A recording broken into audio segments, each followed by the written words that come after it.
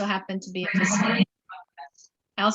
be a facilitator of one of our flawless consulting programs. And through that process, I've had the opportunity to work with some pretty great organizations, 3 of which you'll have an opportunity to hear from today in our session, which is Forget the Seat and Get a Table, a panel discussion for HR with HR. And one of the things that I've noted recently, whether you're in the training industry, if you're in HR, if you're managing the workforce today, we are experiencing a significant amount of change. And with that, it's challenging HR practitioners and leaders to be more creative in how they not only engage the organization, but how they engage the people on their team to be more collaborative, to be more influential inside the organizations. And I've had the opportunity to work with these 3 great organizations, and I've heard some really wonderful best practices that every single one of them is engaged with.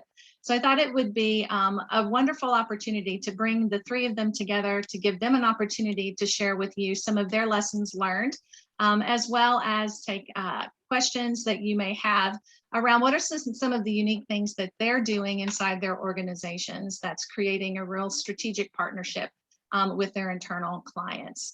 So let me first start by introducing you to our 3 panelists. We have the Senior Director of People Operations from Fabric, Andrea I'm going to say it wrong now, even though I asked you how to say it. The pressure.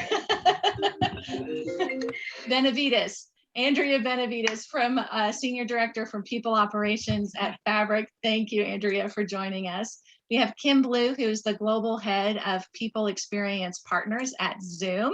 So no pressure for us using a Zoom platform with Kim joining us today. And then we also have Wally Kuhns. He's the Vice President of Human Resources for Dexcom. So thank you to all 3 of you for saying yes to the invitation to be a part of this webinar with us today and to share some of your best practices and some of your experiences with those who dialed in. So I thought I'd like to start first and give all of you an opportunity to share a little bit more about who you are and a little bit more about your organization. And what are some of the things that are going on that's created this opportunity for you to be thinking about how to transform your teams? So Kim, let's go ahead and start with you. I'd love for you to share a little bit more about your experiences at Zoom and what are some of the things that you're working on? Absolutely. So thank you for the opportunity to join the panel, and obviously no pressure. We're thrilled that you're using the platform, right? So I think in my role, I have the great pleasure of leading the Global People Experience Business Partner team at Zoom. And so we are directly aligned with the client every day. And that puts us in the most unique position because we sit at that very critical intersection between all of our HR COEs, so talent development, recruiting, diversity and inclusion, and the like, and then really having that footprint into the business every day. So understanding what are their challenges, what are their priorities, and then how do we make sure we are bringing all of that knowledge and resource together, right? So it's like being a very smart, organizationally savvy liaison, because we get to not only listen to the business, but we get to bring in the smart people from HR to help them enable their business strategy, which ultimately leads to the success of our leaders. But what's the most important thing that we are always focused on is the employee experience. So how are they able to work in an environment that is supportive, that is psychologically safe, and that really allows them the ability to do what they love every day. And so that's really been at the forefront of our people strategy and what we talk about when we think about what's next for our organization. How do the people play into what it is that we want to do? And so it's always a topic of conversation, and I'm very fortunate to be able to sit in that seat and help bring some thought partnership and impact to what that looks like every day. That's awesome. Well, thank you, Kim. I look forward to learning more about that as we go on and learning more about your Zoomies.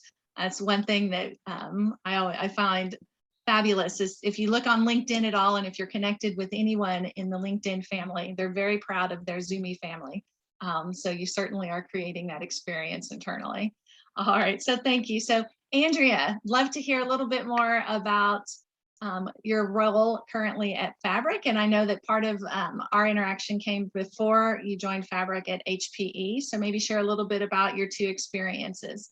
Yeah, sure. Thanks so much, Beverly. Thank you. So I'm Andrea Benavides. Pleasure to be here with all of you. I am acting as the Senior Director of People Operations for Fabric. So we are a rocket ship startup that's focused on e-commerce software solutions. But yes, I come from an interesting space where just a short time ago, I was Director of HR Strategy for the Transformation Office within HPE. As HPE was undergoing a multi-year transformative journey to change the business to an as-a-service consumption-based model. And so I went from a mammoth organization of about 60,000 down to about conservatively less than 300. So it's been quite an interesting experience going from the mindset of an infrastructure that's very well established, rooted in culture, going back to the Bill and Dave days of Hewlett and Packard, to now coming to build something completely on our own, right? So our people team at Fabric is just shaping. We're new as a team, but not new to the business or our tenure. But we're really changing from, coming from something where we are just starting from zero and figuring out how we want to build, how we want to lead, what resources we want to provide. And specifically, my remit is all across the board, right? How do we not only keep the people engine of Fabric going, but create the infrastructure to support managers, support employees, and really become this, this banner of a tech organization as we, grow massively, with 800% growth from this past year, last year to this year alone. That's amazing. So I can't wait to hear a little bit about how you're managing that growth, right? How you're setting up to manage that growth, but also the experiences that you're able to bring with you from HP into this new role. So thanks for joining us. And Wally from Dexcom, welcome to the session. Tell us a little bit about yourself. Yeah, hey, thanks, Beverly. So I work for Wally Kuhns, work for Dexcom, one of the HR leaders. Been at the company now for, it was 2 years in July. And I like Andrew's comment about rocket ship startup because we're mid-size. We're about 2 billion in sales, soon to be 6,000 employees, 16 countries. When I joined, we had just crested 1 billion in sales. Like I said, we're on the precipice of 2 billion. So in the midst of COVID, you can imagine what that implies as far as the activity that's going on. It's crazy. So I would say we're a mid-sized rocket ship. Phenomenal business results and a great, certainly huge implications on what it required for the team, which we're still building out to deliver in the time I've been here. For us, it's the growth backdrop that prompts HR evolving.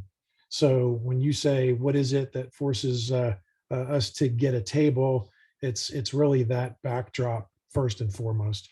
So because of the number of new markets and countries that we've added, even in the time that I've been here, the HR team has to scale. We're re-examining work processes, tools, how we get stuff done, where the work sits. Those are all things I suspect we'll kind of bump into today. But the role that I've got here is I lead the US business partner team with one carve out. That's global operations is an exception because it's a monstrosity. We've got a new mega plant going up in Penang, Malaysia, which is going to house about 3,000 to 4,000 employees. That's mind-boggling. And then everything outside the US, which for right now is the Asia region and the EMEA region, rolls up to me as well. Obviously, those are matrix teams, but for our HR group, I think we're almost at 130. So it's a sizable function and growing, but real exciting place to work at. And then Dexcom, should have said up front.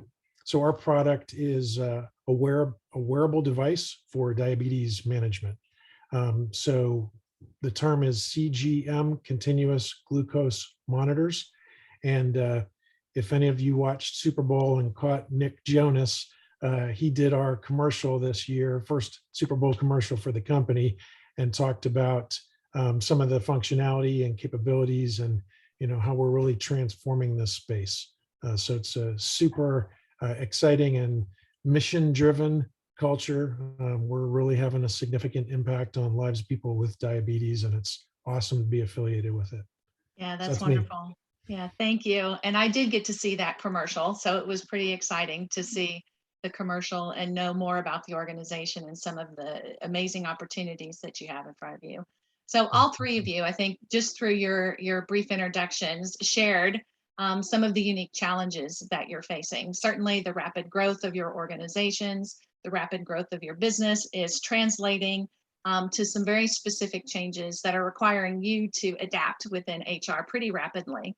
So I'd like to hear a little bit more about that. And I wonder if you might be willing to share whether past experience and current experiences, really how is your workplace changing? And it may even be in regards to post-COVID, or I don't know that we're allowed to say post-COVID yet. Are we still, within? Yeah. The COVID era, it's wishful thinking on my part. We'll be there one day. But how is your workplace changing given where we've come from, and how are you having to change, or how is that impacting your work? So Andrea, would you like to start with that? Absolutely. I'll bring the fabric context first, just because we were an organization that was founded and incepted during COVID. So, talk about a challenge, right? So not only do you have this great idea really on a concept that was accelerated by COVID, right? Mm-hmm. E-commerce just, boomed, for lack of better terms, right? And accelerated the need for a comprehensive e-commerce solution, right? From B2C to B2B. So it was a great time to come to the inception. But, as an example, we don't even have a global headquarters yet. We have a location, right? But we're still in shared spaces. We're in 4 countries. We have footprints in 4 countries, but we don't have a headquarters, right? There are many teams within the organization that have never met face to face, even to this day. And so it's an interesting way to start a company, right? And to try and build a culture, build that infrastructure, build your identity without physically sitting in the room of any of your coworkers still to date. So, one of my colleagues, she was, I think, employee number 7 of Fabric, and only just these last 2 months, when all of us, agreed as a team to come together as a people leadership team for the first time, was she able to meet a lot of the people that she even hired, right? And so it's just a really interesting dynamic to that versus, if I think back now to HPE of, it was a mass exodus, obviously, of people physically working together, and the company wasn't equipped, right?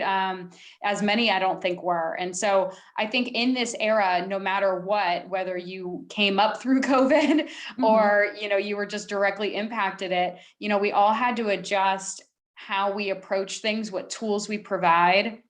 And I think to the point about getting our own table, all of a sudden, HR or people organizations became all that more valuable, right? It wasn't just about paper pushing and transactions and performance reviews and feedback sessions, right? It was, how do we connect with our people? How are we there for our people? What processes now do we need? How do we check in on people, right? It just became a much more of a humanistic area of work versus a transactional area of work for us in both sides. Yeah. And so what would you say is the one biggest thing that you did, or your organization did, to create that humanity, right? To bring back the humanity to work? I think a lot of the mental part of it, the mental wellness, right, was a big push. At HPE, we brought in Headspace, and already at Fabric, we've brought in Headspace, because we feel as though that's a critical part of all of the, the mental well-being for everyone going forward. So I think that part, in conjunction with having a greater empathy for those around you, right? To have the fact that everyone on this Zoom needs to know that I've got a dog in my office right now, right? And he may or may not make some noise, right? And so it was really about bringing that human back that I think had the most impact overall, regardless of the size of the company you were at, right? And some, I think, are forcing the transition back sooner than others, right? I've had the luxury of working for 2 companies now during this COVID era where, the person comes first, right? Your comfort comes first, your family comes first, and then we know everything else will follow. And so, I think it's providing that stability to people that's made a big difference, but also had the greatest impact on what everybody does in HR and in people every day, because that frankly wasn't necessarily something that everyone was used or accustomed to doing all the time. Right. And I did have a question from someone who's listening in. What is Headspace?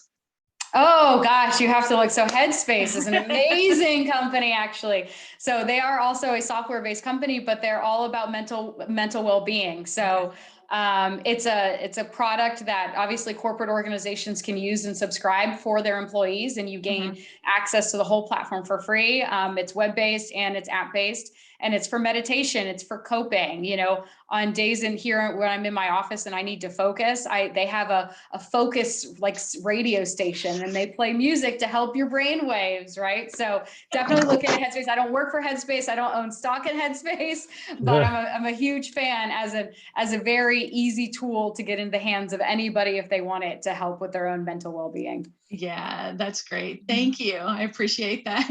I'll have to check it out. And Check it out. Yeah. And didn't HPE have an every other Friday Wellness Friday? Yeah, actually, so that was actually a program I developed while I was at HPE. I implemented it. So we did have something called Wellness Fridays, where once a month around the globe, the second Friday, every team member would have the opportunity. It wasn't forced, and of course, business need had to come first, but we had the opportunity to take off 3 hours early from work. And it was great. But, you know, I got to say, during this COVID era, you know, the chief people officer there and our leaders took it a step further, and they gave everybody one whole Friday off a month during the summer.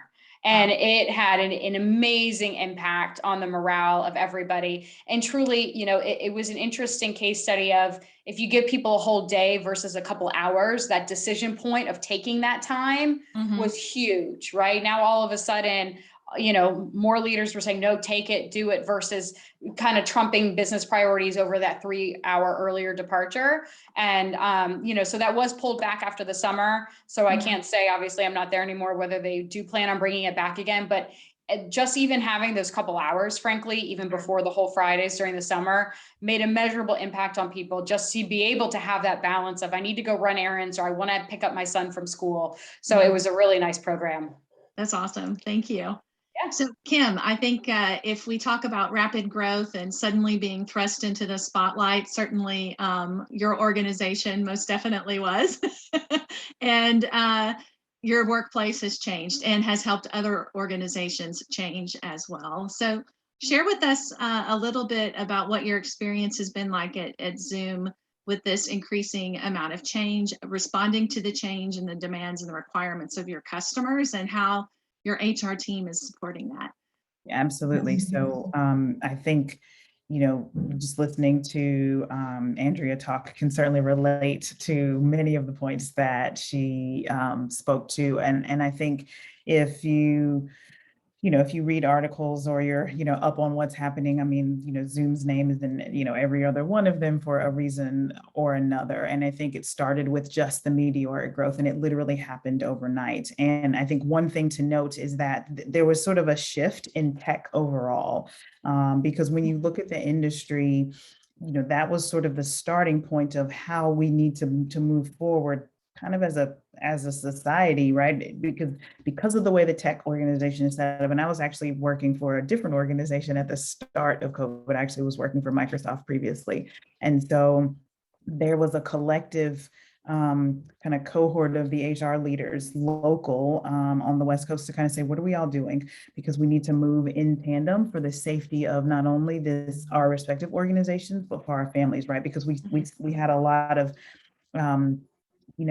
we had a lot of dynamics where we would see, a Microsoft, spouse and a Facebook spouse, or an Amazon spouse and a Google spouse, so there wasn't one can do this and one can do that. We all needed to move together. And so Zoom certainly was not, out of that conversation, and had to quickly jump in and really became that product that really supported across all of these verticals, education being that, so quickly adopted among others, but that one having the most impact for sure.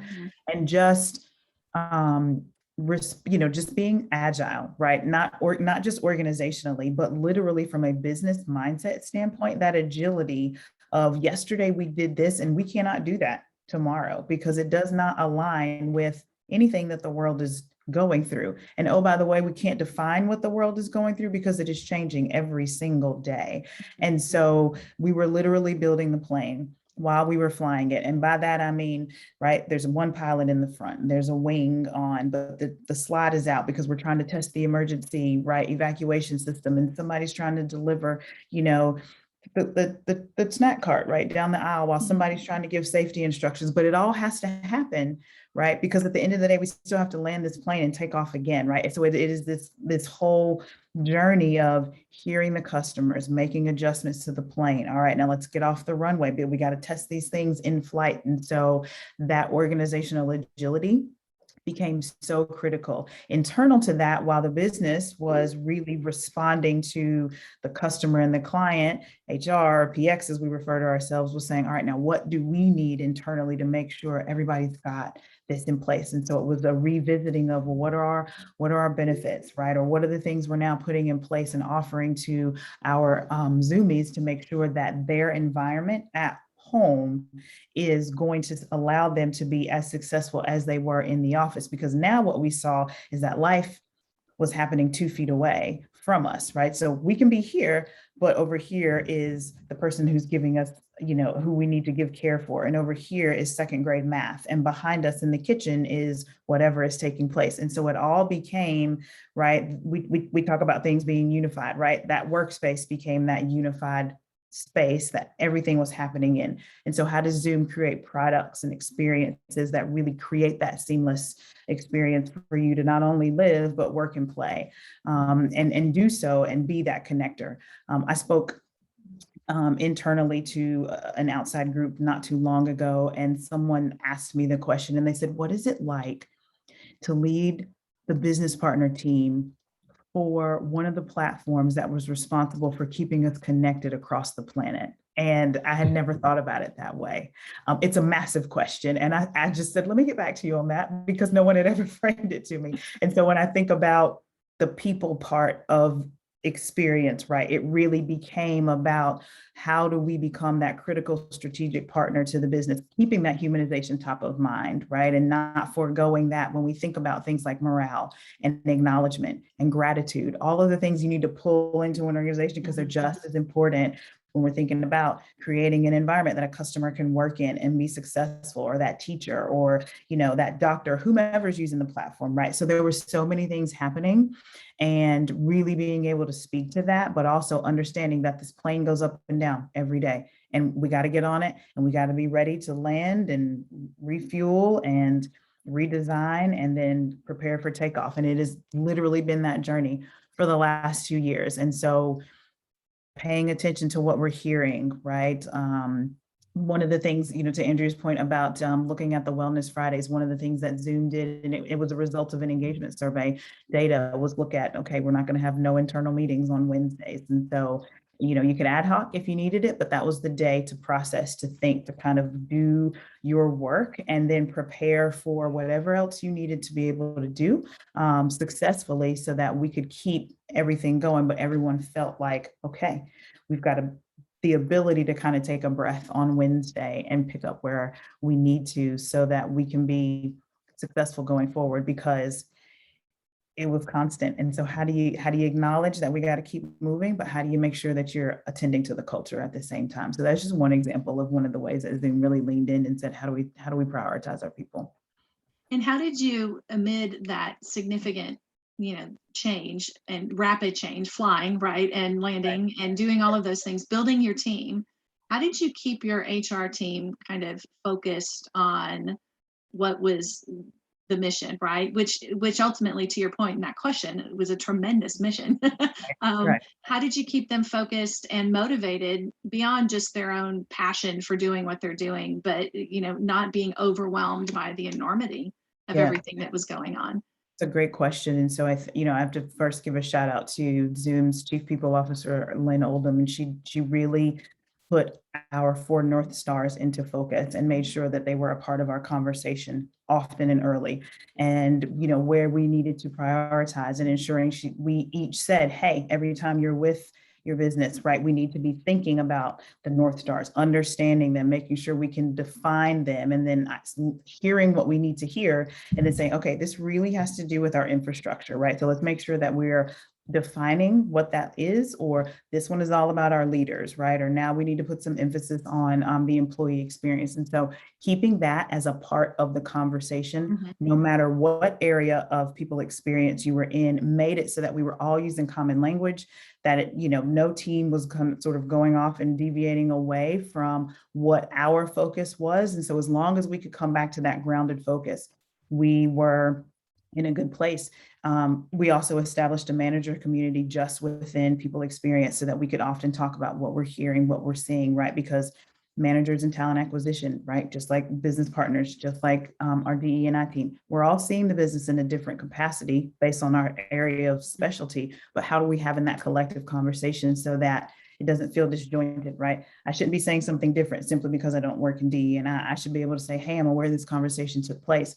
There are a couple of principles there that actually tie into what we're going to talk about today. And so it was really making sure that we had that visibility and transparency. And we had open conversations around that. One of the things that I specifically did, right, and you were part of this, Beverly, is I co-partnered with one of my teams that was super critical in terms of facing the business every day, which is our talent and organizational development team, and really said, how are we consulting? What is it that we need to make sure that we are doing? What's our model?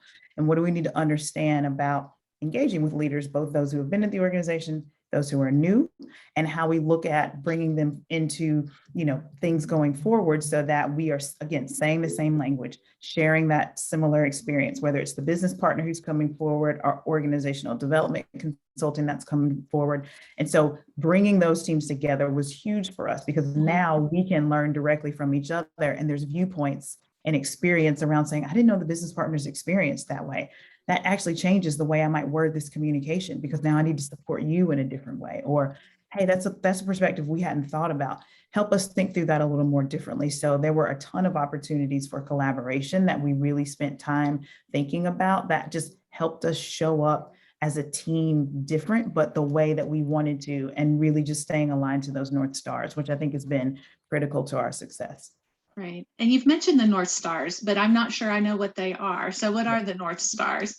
So as in, we have 4 North Stars that really ground our people experience strategy. One of them is fostering the success of our leaders. So how do we make sure that our leaders are not only showing up for their teams and being there, but really clear about what are our business priorities and how do we make sure that we articulate what that looks like. Shaping the employee experience. So how are you showing up to work every day at Zoom? Do we have the resources? Do we have the listening paths in place to make sure that folks are heard, or what those opportunities are across all of our survey platforms, but then just day to day, right? Through employee resource groups or other offerings. Infrastructure and architecture. So do we have the processes, the workflows in place that really help us look at where we are, where we want to get to, and then how are we designing kind of that internal plumbing to make sure that we've got the pathways so that things can really flow seamlessly, right? Because that seamless experience you hear Zoom talking about just doesn't apply to the customers. It has to apply to the internal teams as well, right? And then the last one is around right people, right place, right time, right? So how are we hiring? How are we assessing the market to bring in that critical talent that's going to be just in time, meaning these are things that we're not doing, but we need to be doing. And then also making sure that we are having a conversation around, okay, so is this the right time to be starting this initiative or standing up this function, or how do we think ahead to that and building that into what the model is going forward, or how we're going to evolve in response to everything that's taken place out there. So those North Stars really have been guiding us and helping us think differently. That's great. Thank you. And Wally, I would have to suspect the right people, right place, right time has been part of your strategy as well, given the significant growth that you've had over the past year and that you continue to have. So tell us more about some of the challenges that you faced and are currently working through at Dexcom, and how you're adapting kind of your HR team to address some of those. Yeah. Well, I mean, but by the way, so much of what both of you said resonates, and then just depicting the plane, everything that you just talked to. Bunch of chaos happening. Yeah. No, I mean, for us, the headline was the growth drove the scale. And then because the product part of our business is so imperative, you can imagine we have 2 plants right now. They're both in the United States. One of them is here in San Diego. Another one is in Phoenix. Each of those plants has roughly 1,000 employees more, and then a couple hundred contract workers in both locations as well. But for me, I have to remember for how long we've been operating in this wacky environment. And it's almost like you get a segment when you said up front, can we say post-pandemic? And we're like, not so much. I mean, just today I was on a call with, or it was last night, with the Philippines. I mean, they're still on lockdown, right? So we have a call center with a little more than 1,000 employees in Manila. We have another one a few hours away by plane with another 70 or 80 people.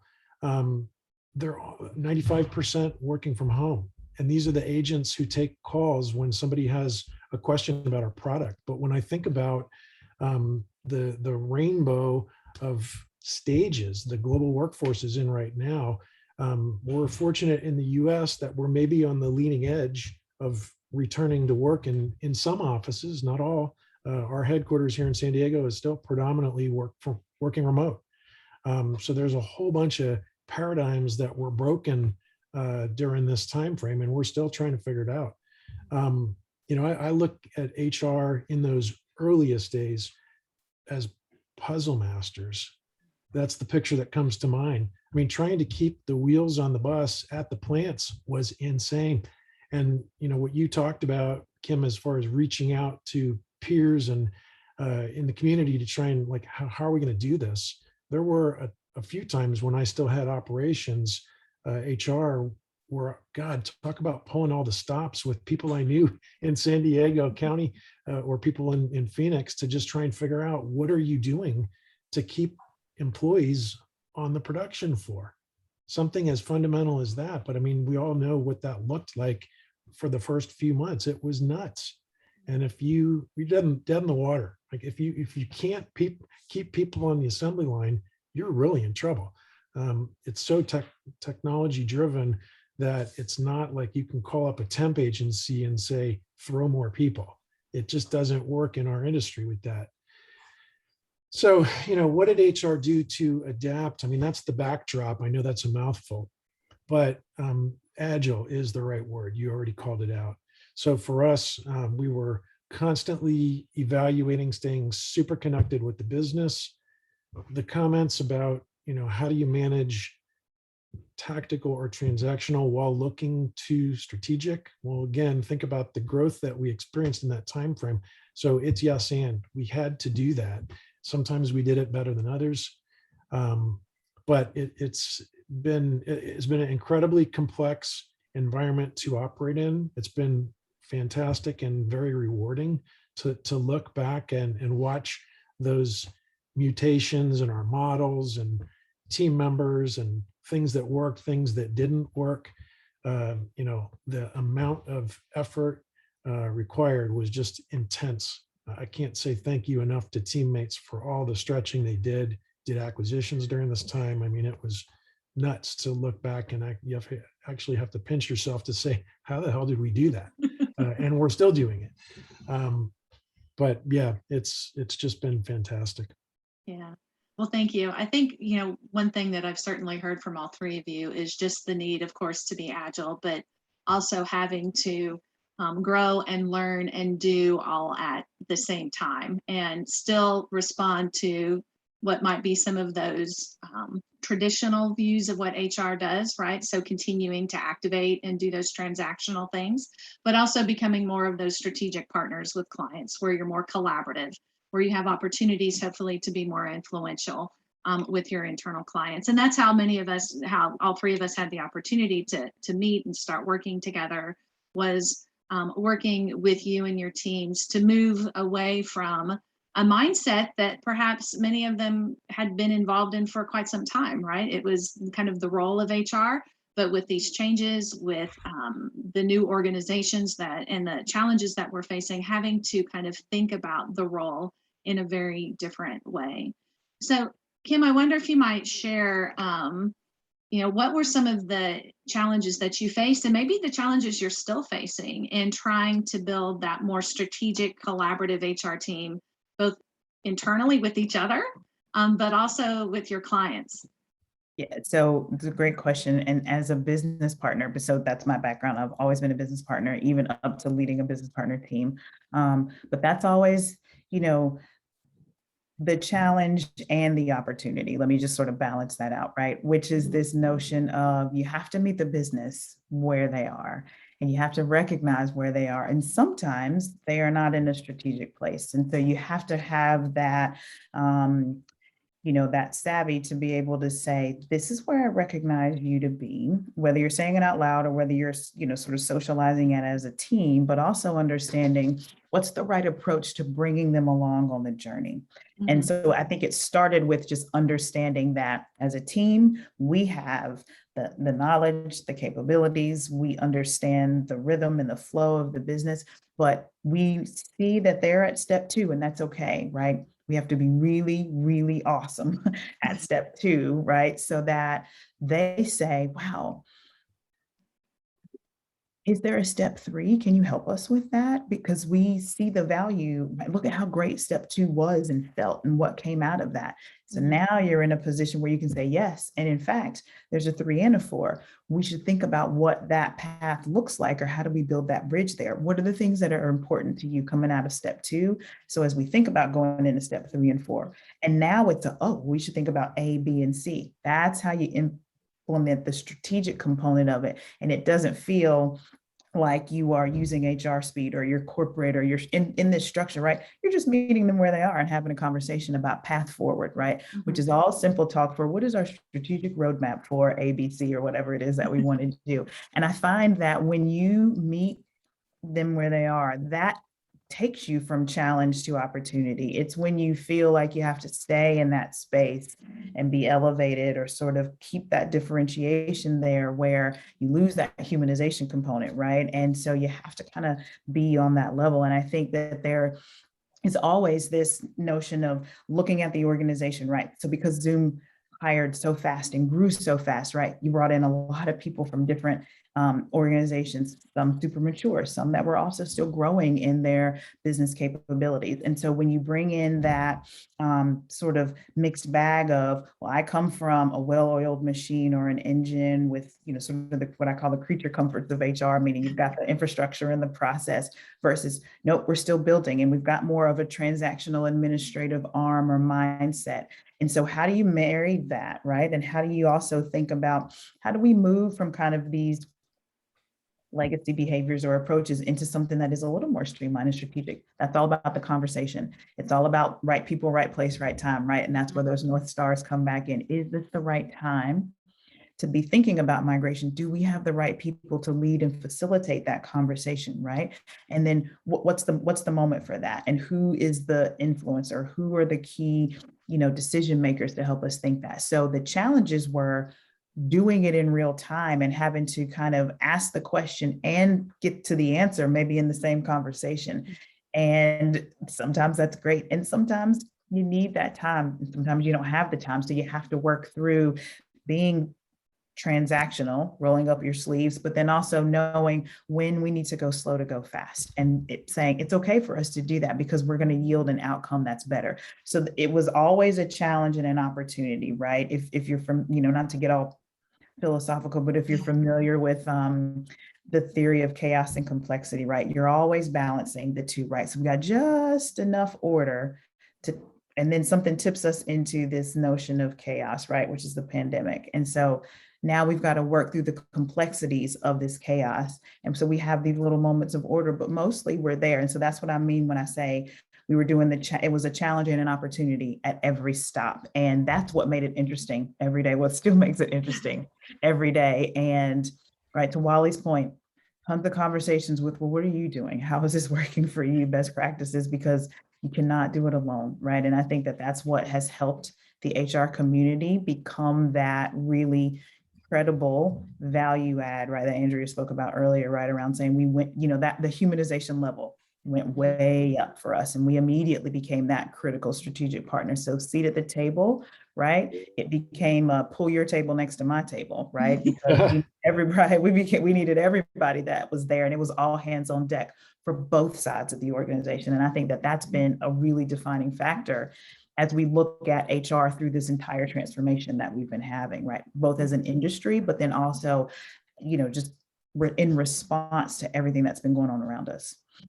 And one of the things that you mentioned that I thought was really interesting and unique was how you brought members of your HR team together with talent and OD to ensure that not only were you representing, yourself to your internal clients, but within your team together, how you show up as one cohesive unit and understanding how to collaborate and work with each other.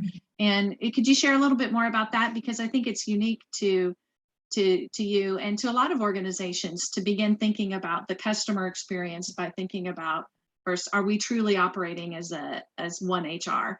Absolutely. And so, another shout out to my great peer who leads the talent and organizational development team inside of Zoom. And so it was really her saying to me, what do you want to do? How are we thinking about this? And I just said, I really think that I want to bring this to the organization. And I said, I think that I'd like to have you there with us. I said, we go to the business so regularly together, whether we are saying, hey, we're bringing something on behalf of the team, or we are going to come with our partners when it comes time to solving business problems that are really related to people, to group dynamics, to anything that's related to the organization and the design of it. And so it's not a solo deal. And I think one thing that Zoom does really well is that we all operate in our respective areas of expertise, but we also know when the time is to bring someone in.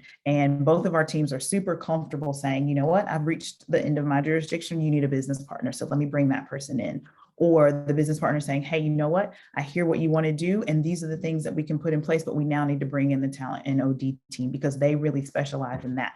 So just that evangelism that was there internally made it really easy to say, because we're doing that naturally, let's not silo ourselves and stop speaking the same language. Let's really come together and think through what are the business challenges that we see, where we can be continuing to support each other, but up-leveling that experience that the business was having. So it really was a no-brainer. And we've seen a lot of success out of that, doing the work together, opening up the conversations, really kind of exploring and listening to what each team has been doing respectively and collectively. And it's been very much the beginnings of a game changer for how we operate and kind of set that model for how this could work for other cross collaboration moments across the team. So it's been a successful, more of a successful partnership than I think we could have imagined.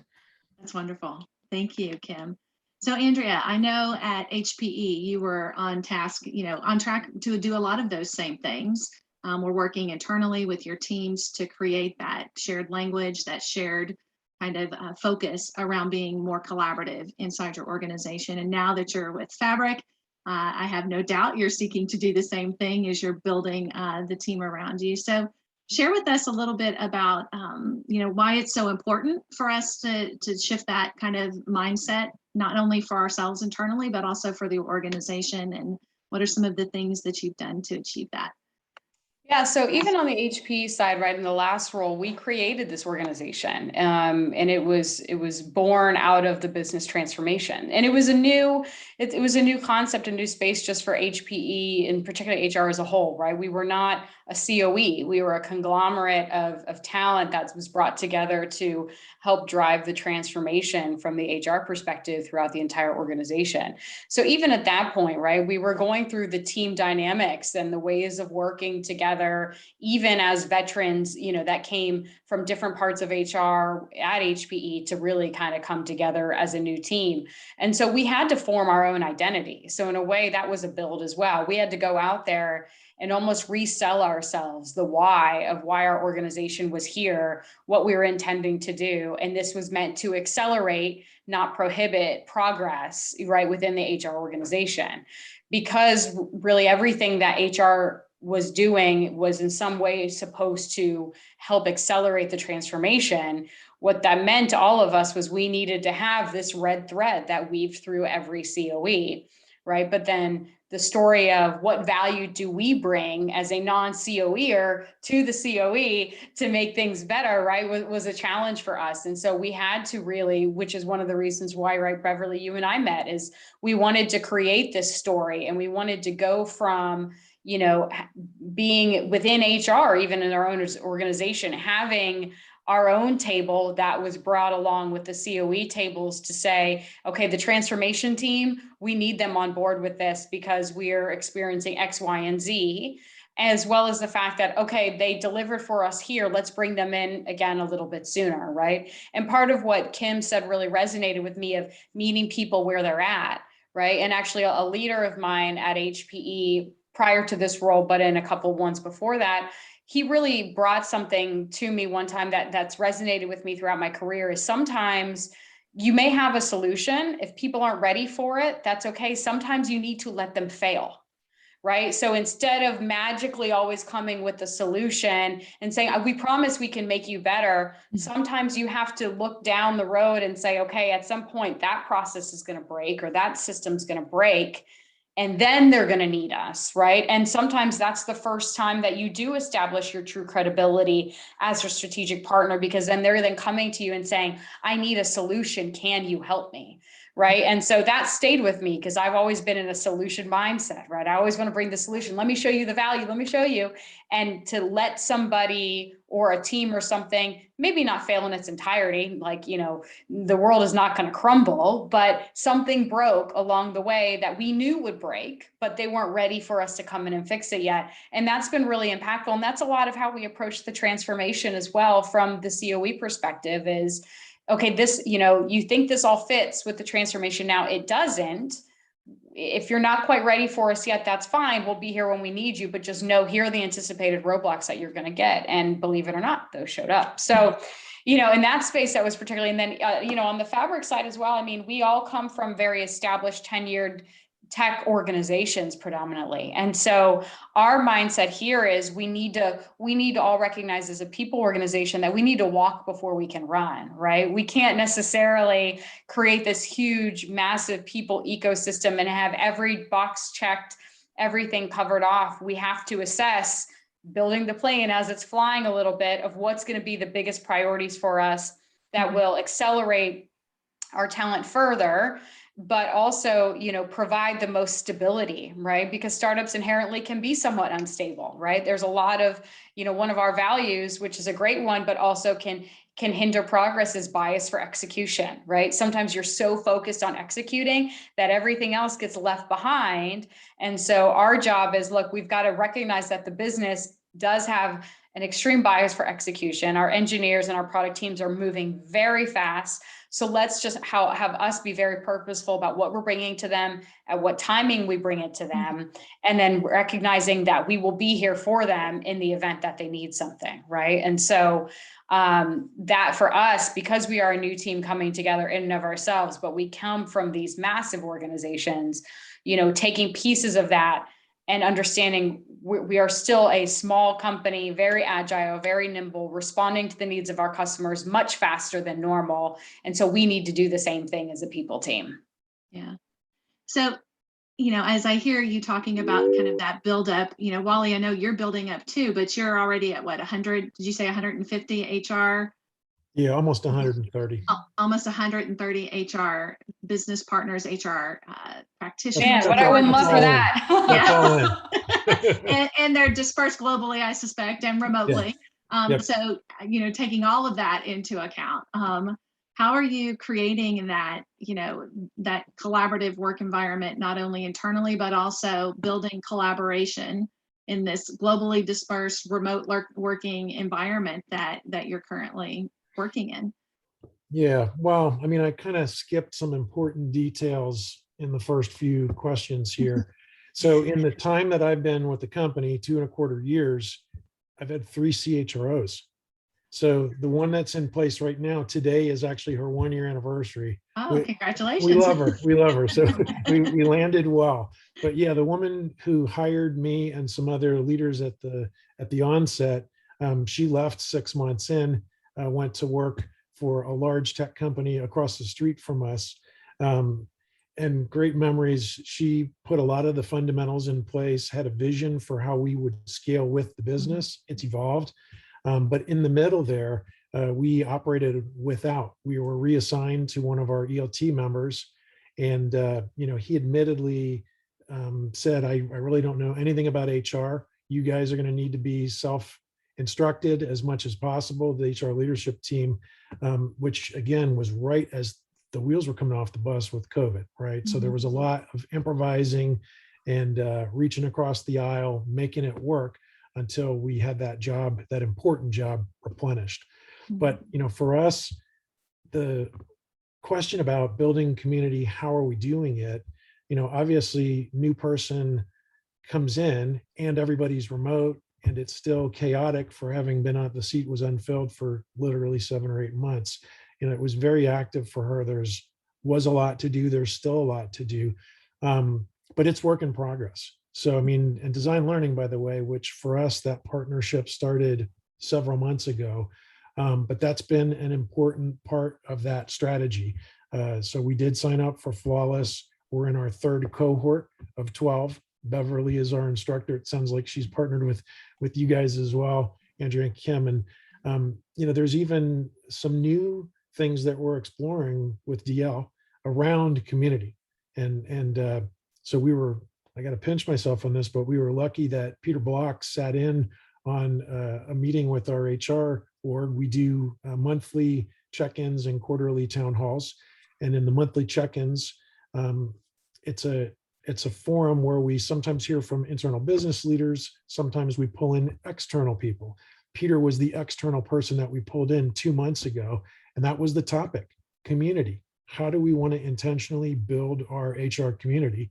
And then, what's the journey to make that real, to overcome some of those challenges working remote, even here in San Diego, where there's a lot of people, we're not together, right? So there's a lot to think about on that front. Great, thank you.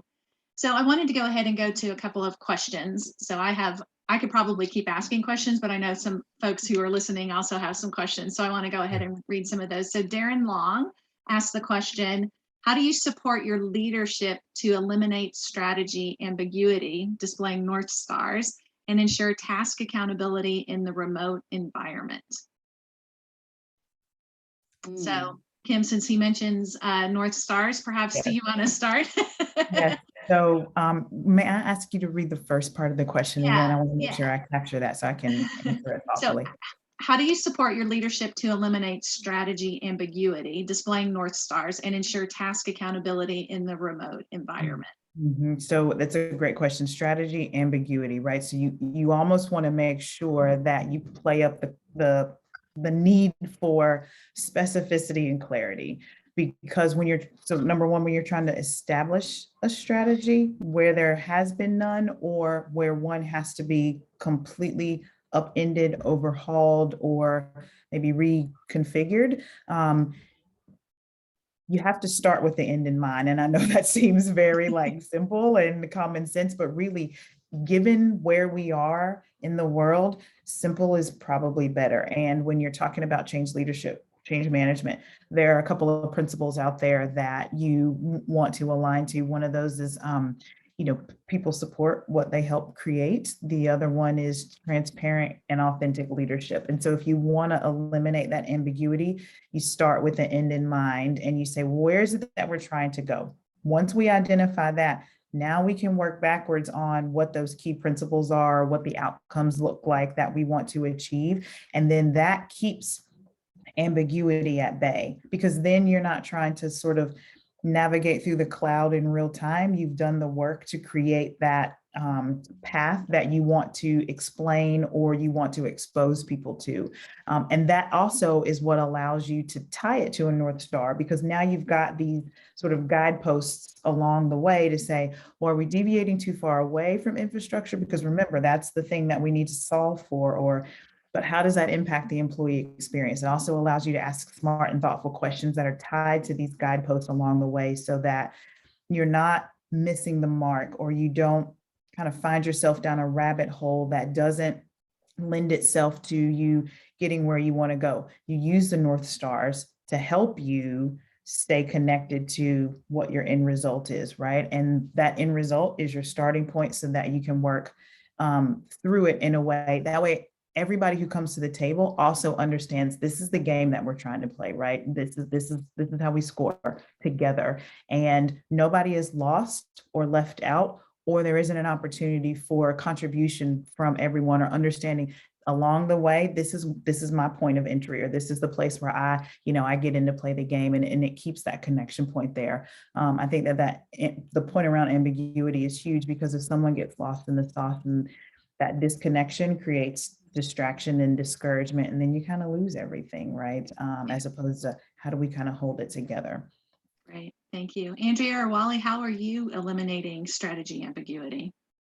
Yeah, so for us, because we're a new team coming together, the very first exercise we did was we instituted 6 pillars of work, right? So it was the 6 major areas, somewhat, I'd say large in scale, right? Intentionally vague, but then underneath that, establish some critical projects and priorities underneath those 6 pillars.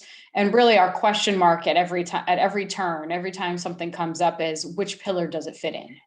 Right. And if it doesn't fit in one of the pillars, then it probably gets parking lotted to the side. Right. And we either table it for the moment, or we come back to it, or find a way, maybe it's a misrepresentation of the work, or we can bring it in somehow. But that's how we eliminate the ambiguity even within our own team about what we're working on. Right. And we publicize that. That's known to the community. It's known to the company. Here are the 6 pillars of what the people organization is all about. Right. And so that helps people understand our vision.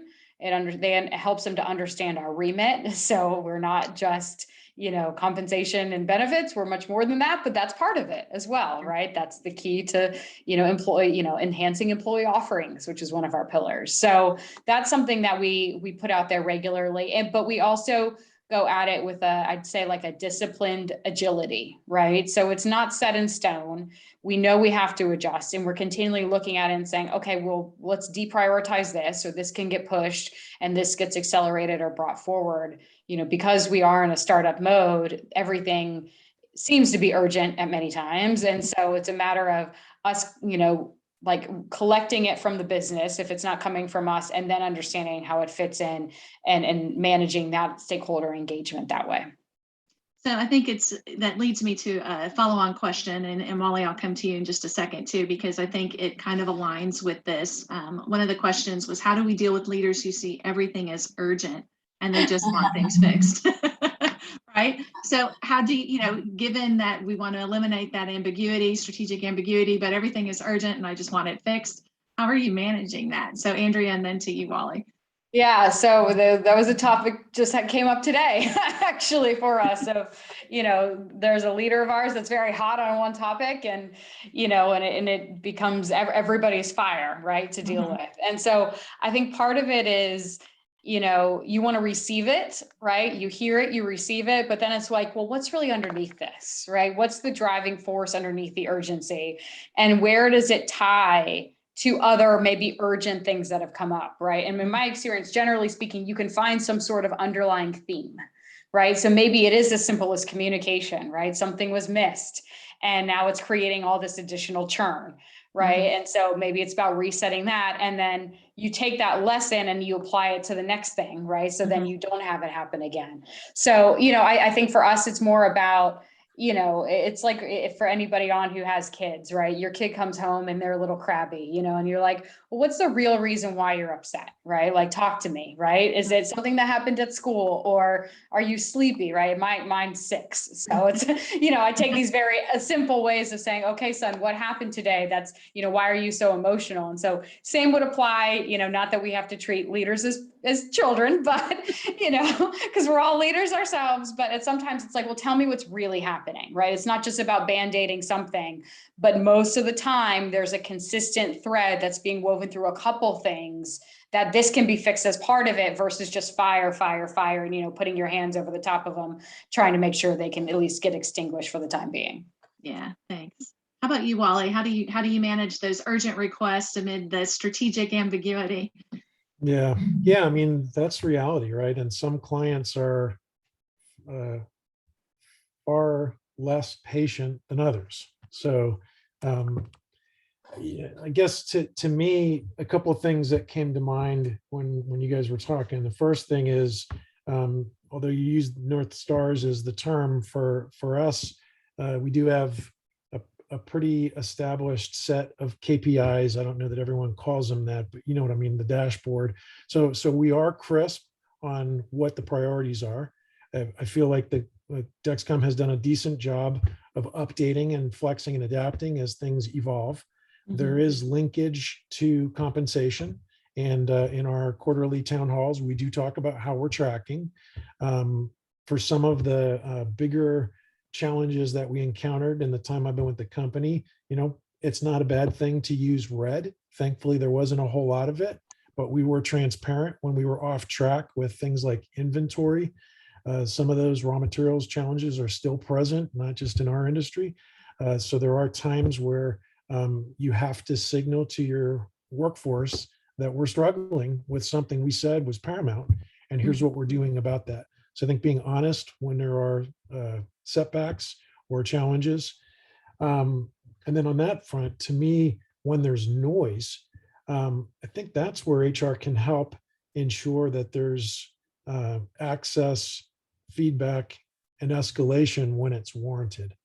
If there's one thing that I see as a benefit and a common denominator, Zoom, you know, this world where we're virtual, created access. It created a forced accountability. Like, I know I'm going to be on this meeting, and either I'm going to catch it because something I'm dragging us on one, or they need to be made aware of things that are compromising one of these KPIs. And sometimes it is because we're trying to do everything, and we just have to go back and say that we're not doing what we said we were going to do. I understand that these new market opportunities are important. However, right now, this is a distraction. And if you're serious about standing up in this geography, stop the madness.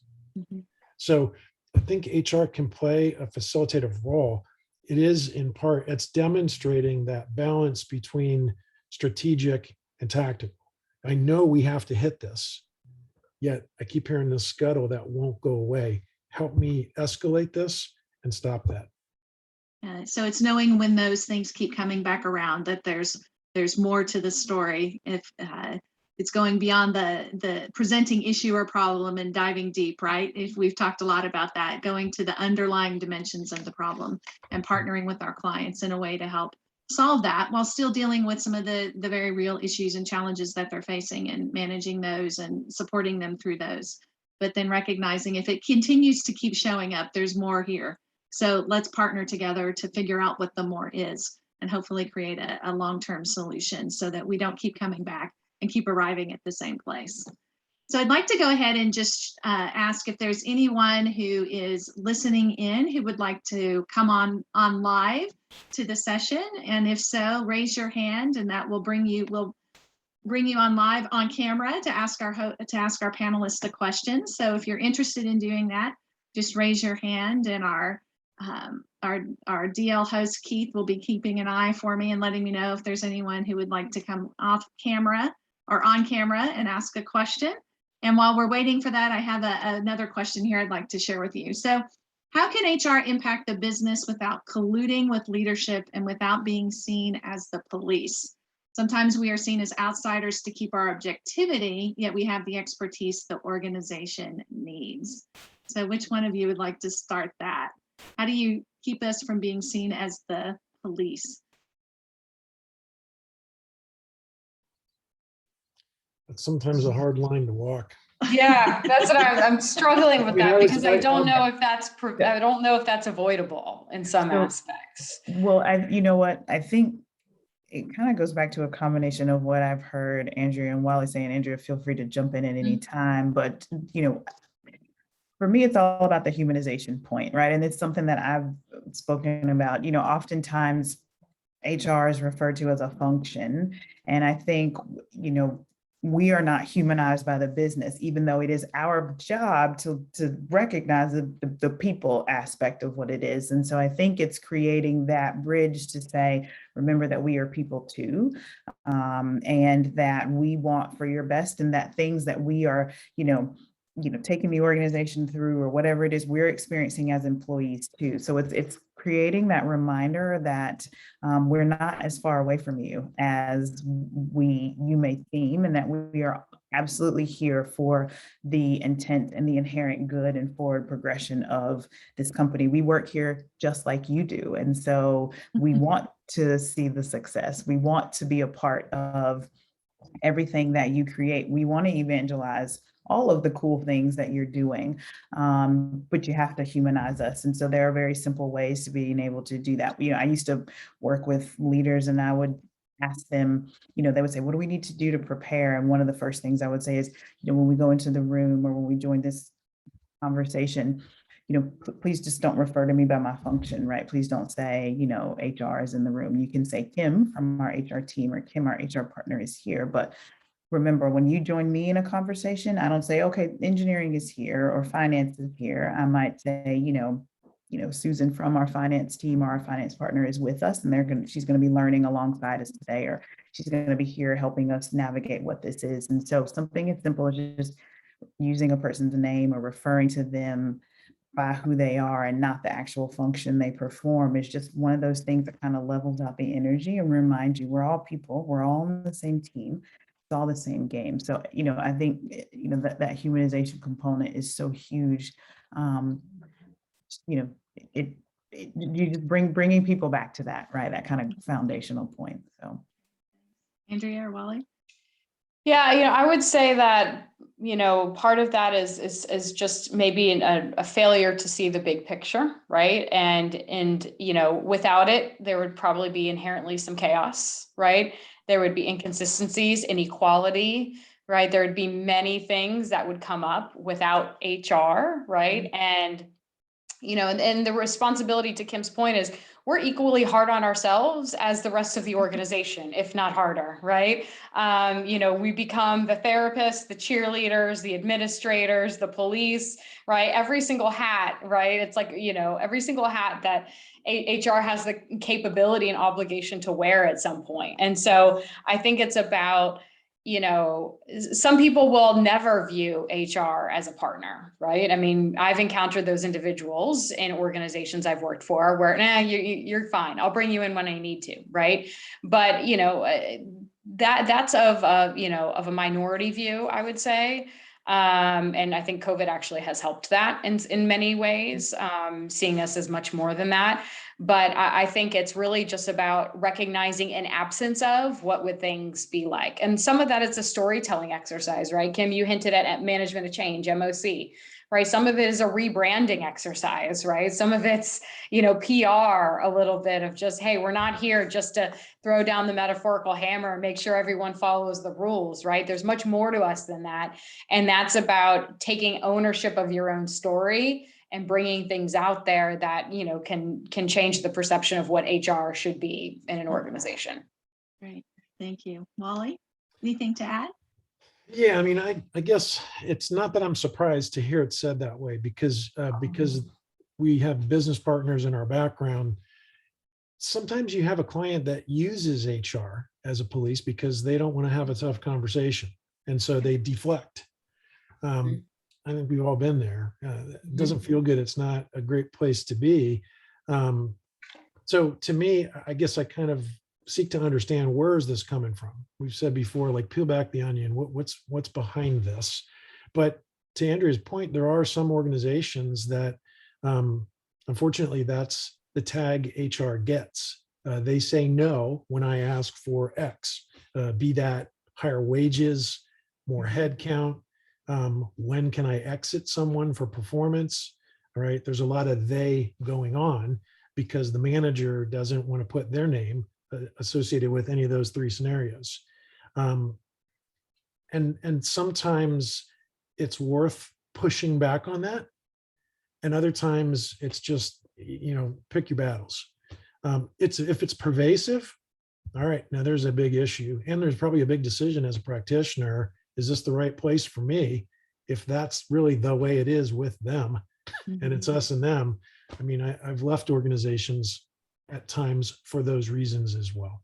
Yeah. So I think it depends on what you're encountering, on what your environment has. But more often than not, if you can be seen as a partner in helping the business, you can work through issues like that. Not always, but oftentimes you can. And then from a practical standpoint, with the business partners that I've always had on my team or recruited on my team, I'll often ask them, what's the biggest business contribution you've made? We don't get rewarded as business partners for writing a great, for setting up a termination or managing performance, right? People aren't going to recognize you in the business for those contributions. I always say that's oil in the car. But if you can help them mash the gas pedal and meaningfully contribute and grow the business, that's a whole different level of contribution. And it also, in many regards, doesn't point back to our discipline.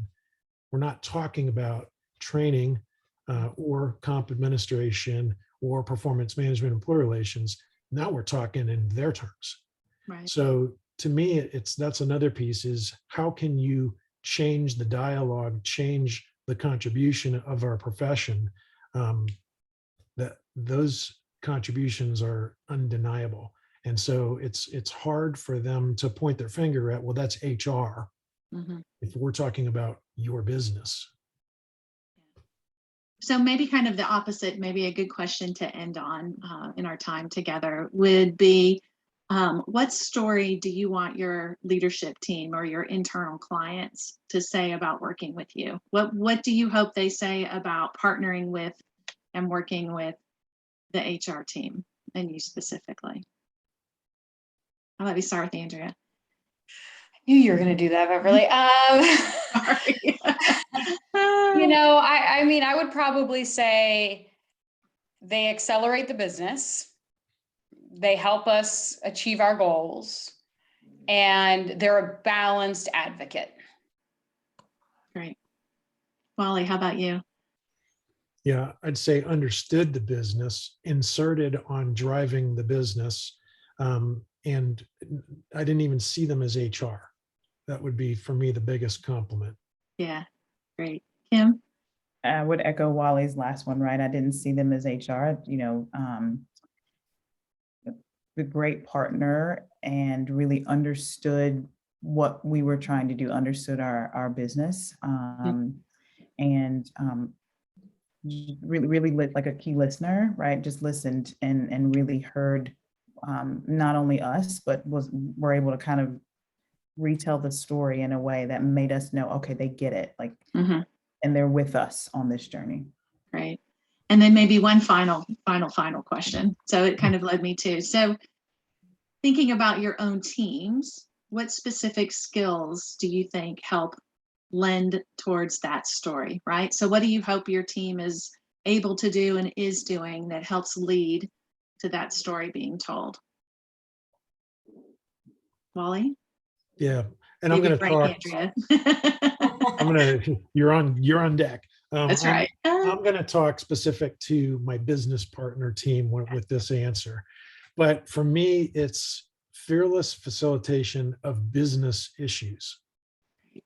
What I mean by that is get out of the swim lane. To pick up on that last thread about I didn't even see them as HR. one of the things that I look for in my business partners as it relates to inserting in the business is being able to, it doesn't mean that you have to necessarily deliver that facilitation, but you got to be able to lift the hood and understand, again, what are they chasing? And then how is that, in this case, senior leadership team going to identify, I own this, we own this, and here's how we're going to execute this as a team. If you can insert on that as a business partner and drive that conversation, and that means talking about things that are outside of your wheelhouse. You know, if there's an inventory issue, help them solve that, set it up, and you don't have to deliver that solution, but if you can co-create with them, design that for them and help them execute it, that's phenomenal. Again, that's contributing to the business and inserting it as a practitioner without having HR in your hat. That's how did we identify what we need to do and then help that team make it happen.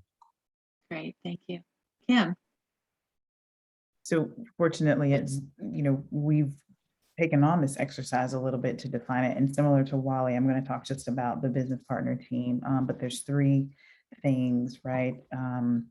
It's really having that organizational savvy. So where do I go in the organization? Who do I know? And if I don't have the answer, who is it? And be comfortable saying, let me get the right person at the table, right? To join our table, you know, to have that conversation or to progress the conversation. So it's knowing the organization and knowing where to go, right? Sort of an extension of business acumen. Agility, you know, hands down, things have changed so much. And so you have to be adaptable to each situation, and knowing that in this situation, it requires this level of capability, thought, engagement. In the next situation, you might be different, right? And you need to be agile enough to kind of show up in those different spaces and still know that you're adding value. You're right where you should be. And then the last one is really having high quality decision making, right? Because you're being brought in to be that thought partner. And so sometimes that's to help make the decision. Sometimes it's to reinforce a decision. Sometimes it is to put down that proverbial hammer, right? But to do so in a way to say, this is the right decision and here's why. And so, you know, let's work together on making sure that we can navigate through that. So org savvy, situational adaptability, decision quality. Great, thank you, Kim. Andrea. You know, I would say listening, but not in the typical sense. What I would want is to never have anyone think that this X doesn't apply to us, right? Or you know, what's happening in our marketing team is irrelevant to what we're trying to do, right? Understanding that that red thread I spoke of earlier, the people organization has a way to be woven through all of these, right? And inherently there is a capability or solution or help we can provide to every group, right? And it's about hearing what the problem is and understanding what role we can play, right? And so often I think people do get stuck in their silos of, well, you know, as an example, because we're all on this call, that's not an HR thing, it really doesn't matter. Well, actually, no, right? Let's take a step back and think about it. You know, as an example, you know, we're rolling out a learning management software program because we don't have a learning environment yet. Right. And, you know, listening on a business call, we hear, you know, an opportunity with one of our other groups to leverage the same system. Right. And something that those pieces had not been brought together yet. And right. And that's that thread of connectivity that adds that value outside of what's considered the norm of HR. So that's one thing I would say. You know, I would definitely say the business acumen, just in totality, you have to know who you're supporting and you have to know your audience, right? I have to be able to speak like an engineer would speak, or know how an engineer thinks to be able to deliver what they want, or to get them to buy in what I'm selling, right? And so I think that business acumen and just knowing your audience, reading your audience is particularly important. And then for me, because I have to say it because I'm in operations, you have to have organization, right? You have to be able to organize and plan and prioritize and make those business decisions about the value, right? Just because you may love to do something and this may be a project near and dear to your heart, you know, and it looks great on paper, may not be what the business needs right now. So you have to be able to put that aside and then shift accordingly. Great. Well, thank you.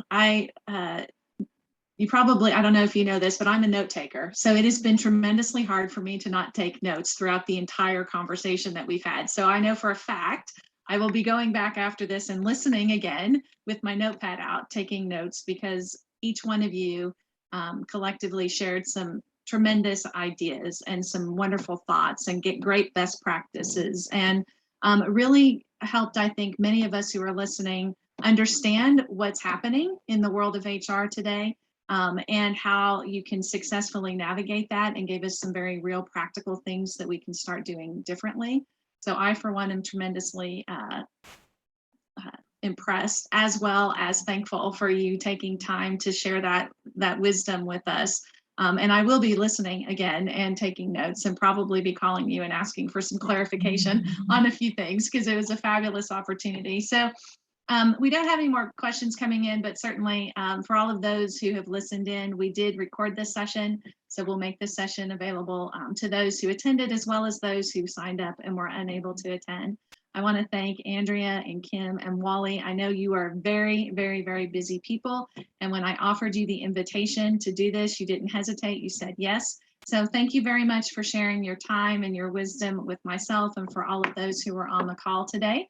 If anyone has any follow-on questions and would like to learn more, I'll go ahead and share just one more time some contact information. You can reach out to myself.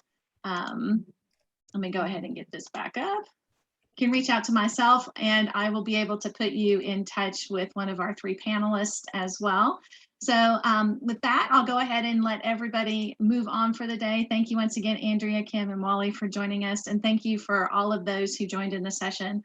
I sincerely hope you are walking away with some great ideas. Thank you. Thank you, Thanks. Beverly. Bye, Thanks, everybody. guys. Bye-bye.